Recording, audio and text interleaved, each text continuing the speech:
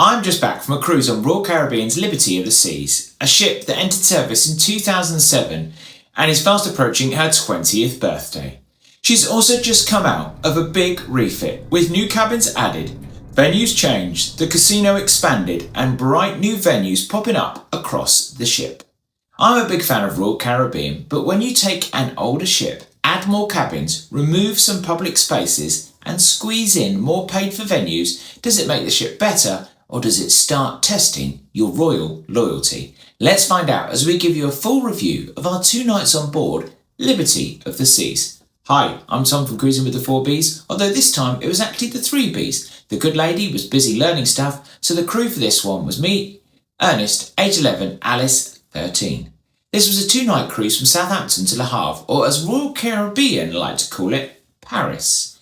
Now, Le Havre to Paris is around 180 kilometres away, so it's not exactly parking up to the Eiffel Tower or drifting gently down the River Seine. You're looking at roughly a 4-hour journey trip by road before you even start seeing the sights. So for us, with only 2 nights on board, we decided to give Paris a miss and focus on the ship.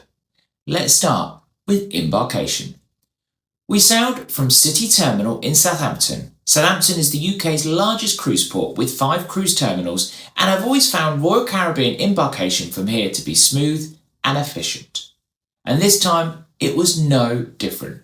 A big part of that is the Royal Caribbean app. It just works. It works before the cruise for check-in, booking, information and documents, and then once you're on board, it continues to be really useful. An industry best. You choose your arrival time before your cruise, and my advice is always the same. The earlier the better. You've got to get on board and protect your buffet lunch rights. These are serious matters. When we arrived at the terminal, most of the work was already done. No standing outside clutching a piece of paper like you're waiting to be called into the head teacher's office. You flash your set sail pass, go through security and head into check-in, where there was plenty of staff on hand to help and check you in. Even with a 10-minute sit down while the ship was cleared, it took around 20 minutes from dropping our bags to being on board and checked in at our muster station. Now, my friends, that is impressive. And there was plenty of crew directing everyone to the muster station, which of course is where you go in the event of an emergency. We headed straight up to the famous Windjammer buffet, hoping it might be open early. The advertised opening time was 11:30. It was 11 a.m. But instead of closed doors and moody looks, we were greeted by dancing crew, music and a big onboard welcome.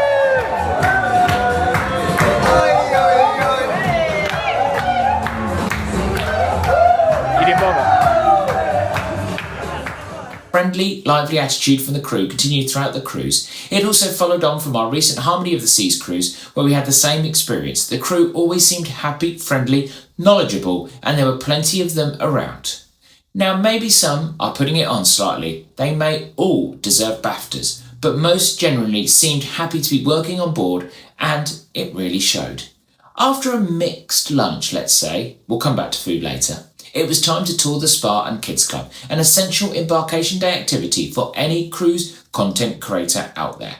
This brings me nicely onto my thoughts about the ship after the refit, starting with the kids club. The kids club has completely changed and moved slightly to make way for new cabins.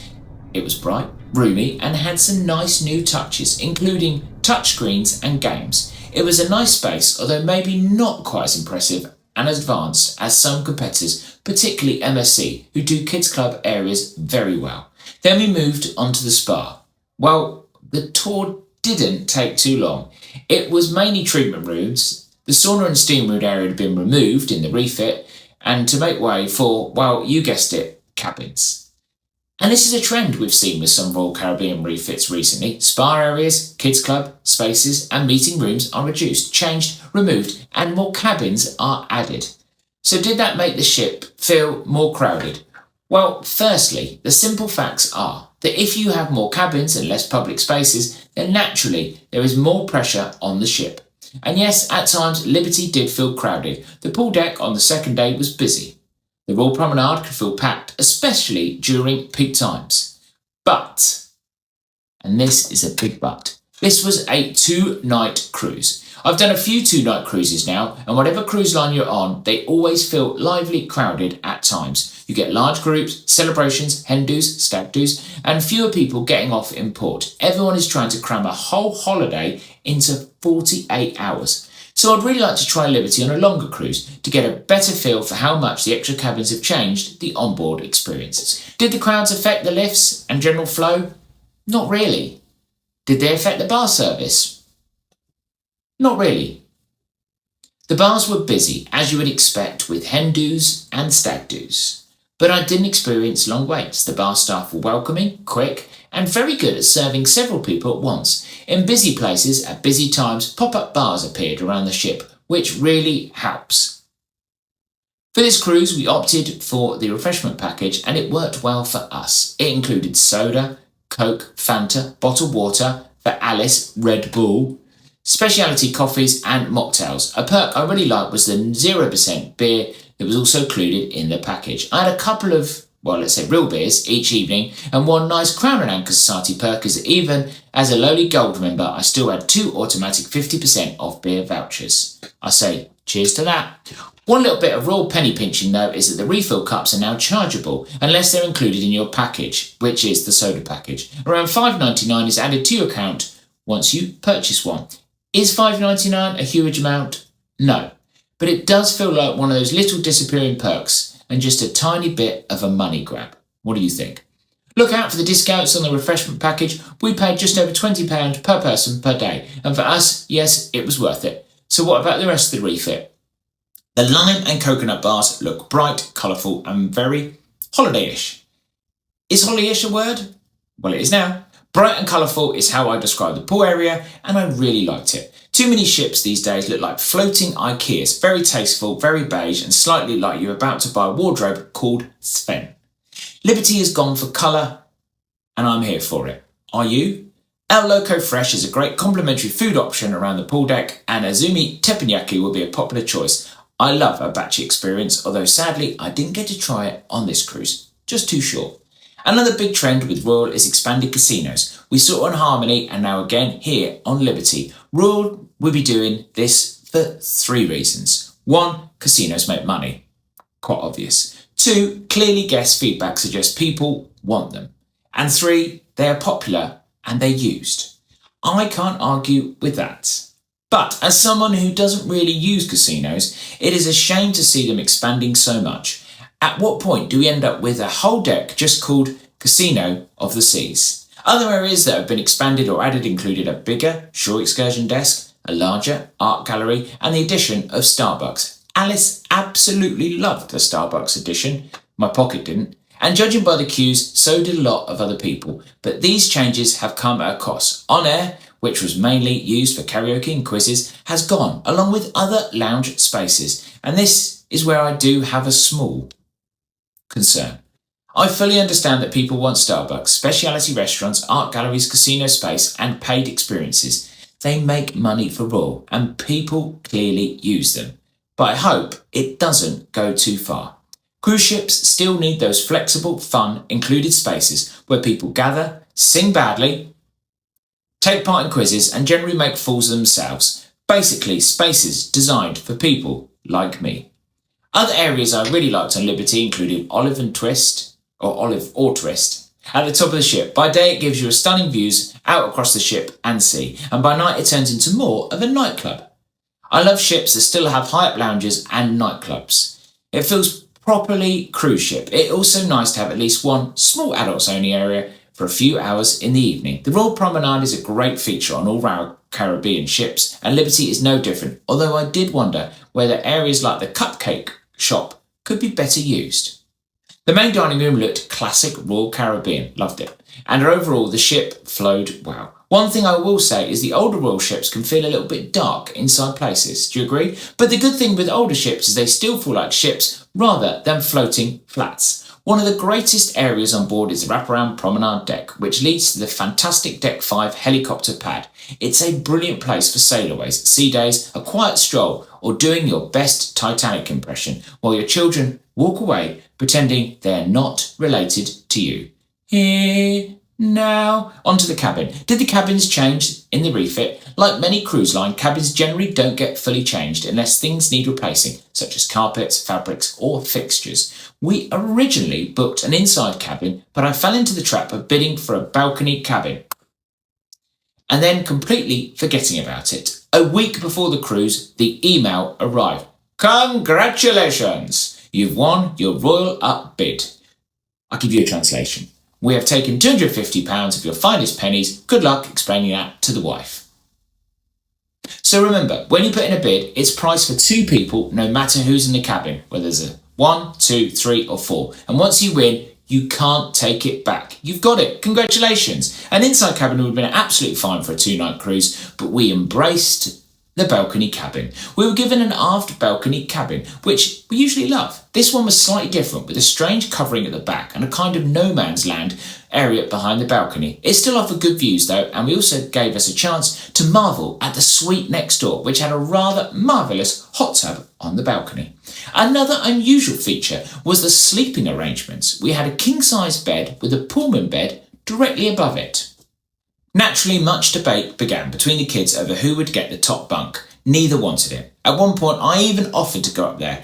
This was immediately rejected on the basis that the kids didn't want it collapsing on them in the middle of the night. As for the rest of the cabin, it was a nice size, but definitely tired in places. This is a 19-year-old ship, and the cabin did show its age a little, especially with the plug situation. There was only 4 plug sockets, all at the desk. So if you're travelling with phones, cameras, tablets, battery packs and children who treat 72% battery like a national emergency, bring adapters and extension leads. Overall, the cabin was fine, it did the job without the wow factor. Our cabin steward, Ronaldo, was really friendly and did a great job. Well done, Ronaldo. And at this point, if you're enjoying this video, please give it a like. More get to see it. Hit the hype button. What is the hype button? What does it do? Just hit it. And if you love cruise content, please consider subscribing. It really does help the channel. So a big thank you to you all from the 4Bs. So as you move through the day on board, was there enough going on compared with other cruise lines? Spoiler alert, yes, definitely. There was quizzes throughout the ship, from House of Mouse to recognising songs playing backwards. Actually, we got full marks on that one.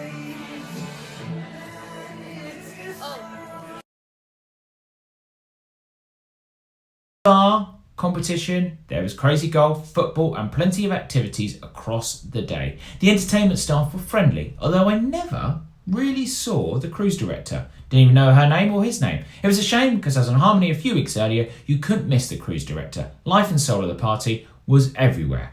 As you'd expect from Royal Caribbean, there was also plenty to do. You have got water slides, including the raft slide, which was a bit crazy.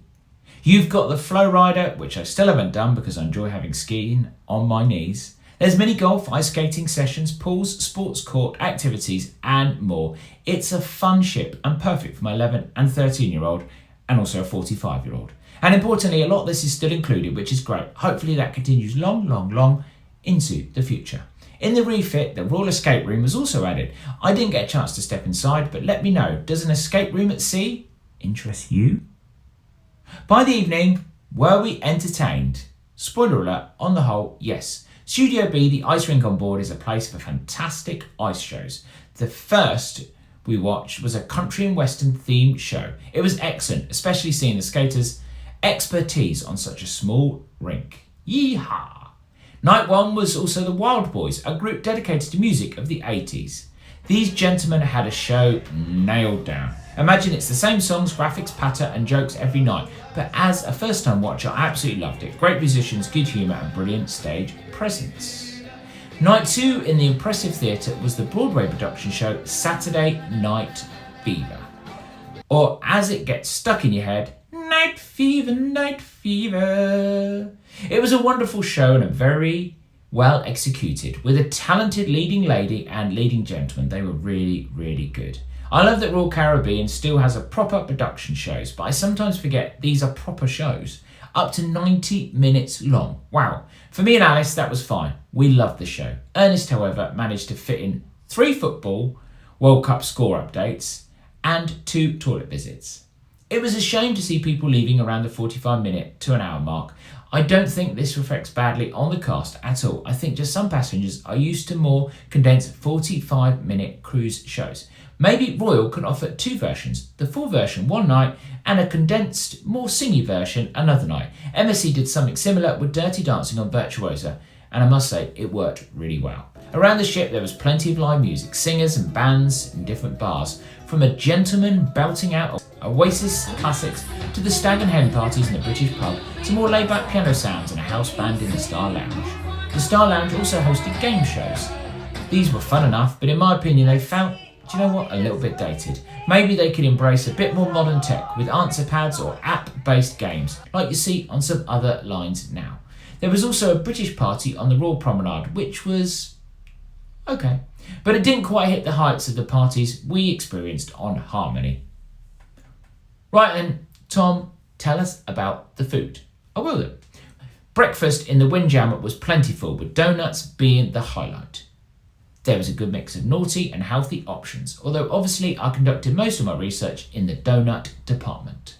Windjammer is a big space on Liberty, as it is on other ships, with great views out towards the aft of the ship, but it can get very, very busy. Very busy. We sampled both lunch and dinner there, and both were of a good standard, although maybe not quite hitting the heights of our recent experiences on Harmony and a few years ago on Anthem of the Seas. The curries were tasty, the meat selections were good, and the desserts were a highlight. When are they not a highlight? Have I mentioned the donut display? Have I mentioned donuts? Show cooking was good to see, and from what I could tell, vegan, vegetarian and allergy requirements were catered for. I actually saw, this is true, one of the head chefs discussing dietary requirements with a passenger, which is always reassuring if you're watching this and you've got a dietary requirement.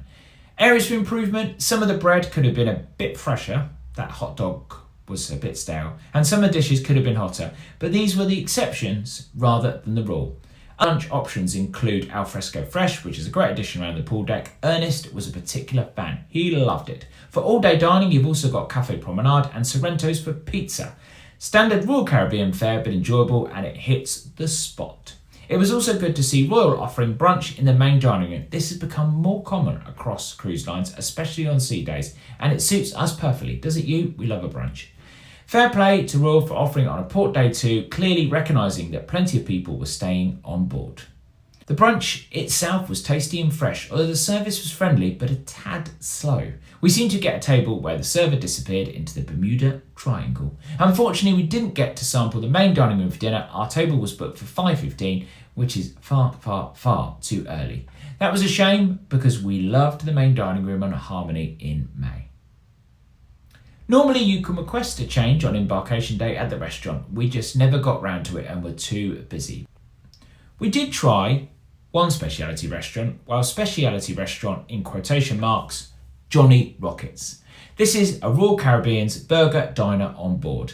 The theming was cool, if a little tired. The jukebox looked like it had played its last record sometimes during the actual 1950s. The cost was around $15 per adult and half price for under 11s. Yes, that's correct, you pay extra for a burger diner. So what do you get for the money? It's basically a multi-course dinner meal. You get sides first, things like fries, onion rings, and then burgers or hot dogs for your main, followed by desserts such as sundaes or apple pie, which was good. Was it worth $15? Probably not. Did I enjoy it? Yeah, it was good. It was fun. I got the feeling most people using Johnny Rockets probably had a dining package rather than paying for it separately, like foolish people like us did. One thing to note is that milkshakes are included from the refreshment package upwards, which is a nice bonus. So head here for a milkshake. They were good. Our port was Le Havre. We didn't really plan a big day out due to a deal between the kids, which was basically Alice saying, if you let me get off the ship, I'll let you watch football later, Ernest. Modern parenting, it's all negotiation. Well, I just left him to it. We got the transfer bus, which cost €7 for all-day travel. It had 2 stops, the town square and the shopping mall. Naturally, Alice, would you believe it, ended up in Primark. Yes, we sailed all the way to France and went to Primark. They might be different in France. They weren't. We quickly went. Le Havre gets a bad reputation, and I have tended to agree with this in the past, but in the sunshine, it was actually quite pleasant. There were some nice cafes, bars for a drink, and while I wouldn't say it's an all-day destination, it's perfectly fine for a few hours in the sun. After all that excitement, it was time to head home. And how was disembarkation? Well, smooth, just like embarkation. I sometimes think Royal Caribbean could give MSC a few lessons on getting people on and off ships. So, the cost. For the 3 of us, including the refreshment package, it came in at just over £800 for 2 nights. $250 extra for that bid on the balcony. Value for money? I would say yes so for Royal Caribbean. Is Liberty of the Seas one of my favourite Royal Caribbean ships? Probably not. It has a lot going for it and I would step back on board in a heartbeat, but I personally prefer Anthem and Harmony, the more newer Royal ships. After 2 recent Royal Caribbean cruises, will I stay loyal to Royal and cruise with Royal again? 100% yes. Royal Caribbean does a lot right. The app, the service, the entertainment, the activities, the food and the overall energy on board are all strong. For me, Royal still beats a lot of opposition in the mainstream family cruise market and even the adult only market. But one thing does worry me going forward. Are we going to see more and more cabins added during refits? Larger and larger casinos, more paid activities, more revenue generated spaces replacing included venues. Royal Caribbean is a business. I completely understand that. But I hope they don't go too far because they already have a great product. Don't ruin it. She is still a very good Royal Caribbean ship. And for a 2-night family cruise from Southampton, you know what? We had a great time like we always do. If you want to see our full ship tour of Liberty of the Seas, tap on the screen right now. Happy cruising!